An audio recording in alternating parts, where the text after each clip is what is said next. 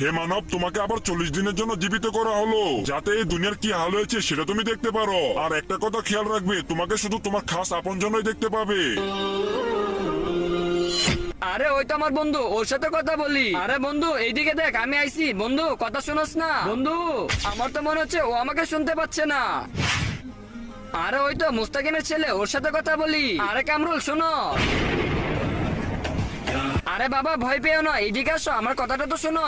আমাকে আল্লাহ তাআলা 40 দিনের জন্য জীবিত করে দিয়েছে, আর আমাকে সেই দেখতে পারবে যে আমার খাস আপনজন। আজকে দেখবো কে শয়তানকে হারিয়ে মাকে জিতিয়ে দেয়। মাকে ভালোবাসলে ভিডিওটিতে লাইক করে দিয়ে চ্যানেলকে সাবস্ক্রাইব করে দাও। আর শয়তানকে ভালোবাসলে কিছুই করতে হবে না। আর বাবা তুমি এখন আমার সব থেকে আপন, তুমি দয়া করে আমার ফ্যামিলির সাথে আমাকে দেখা করিয়ে দাও। ঠিক আছে চাচা, আসেন আমার সাথে আসেন।